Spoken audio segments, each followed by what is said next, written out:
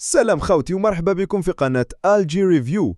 اليوم جبت لكم موضوع يحمس بزاف. رايحين نكتشفوا مع بعض أفضل 10 مدن سياحية في العالم لما ينسوش كامل.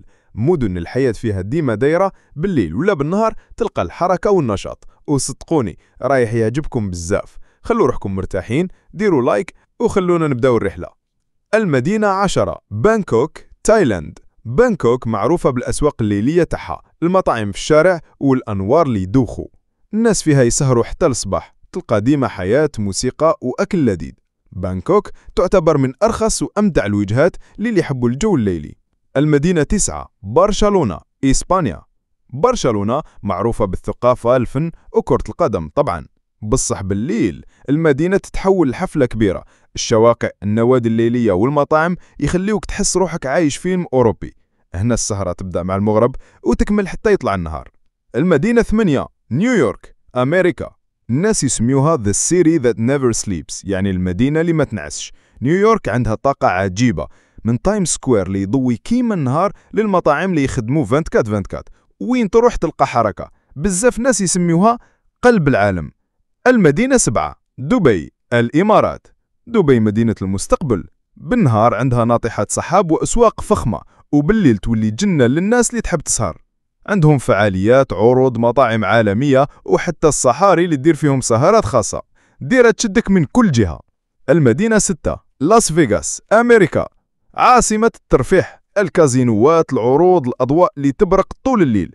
فيغاس معروفة كمدينة ديما حية، وين تلقى الناس يلعبوا ويسهروا ويستمتعوا من غير توقف. هنا الليل هو البداية فقط. المدينة 5، طوكيو، اليابان. طوكيو مدينة تمزج بين التقليد والتكنولوجيا. بالليل الأحياء كيما شينجوكو وشيبويا يضويوا كيما النهار. المقاهي، ألعاب الفيديو والمطاعم اللي تخدم من الليل نهار. الناس هنا يقدروا يعيشوا يوم كامل بلا ما يعرفوا كلمة نعاس. المدينة 4، إسطنبول، تركيا. مدينة تربط بين آسيا وأوروبا، دائما فيها حياة. الأسواق الكبيرة، المقاهي على البوسفور، والمطاعم اللي يخليوك تحس بالجو الشرقي والحديث مع بعض. إسطنبول في الليل عندها سحر خاص يخليها من أجمل المدن السياحية. المدينة 3، ريو دي جانيرو، البرازيل. ريو مشهورة بالكرافال والرقص والموسيقى. بالليل الشواطئ تاع كوباكابانا وإيبانيما يعمروا والموسيقى ما توقفش. المدينة تعيش على الإيقاع والناس ديما فرحانين، مكان مثالي لعشاق السهر. المدينة 2، برلين، ألمانيا.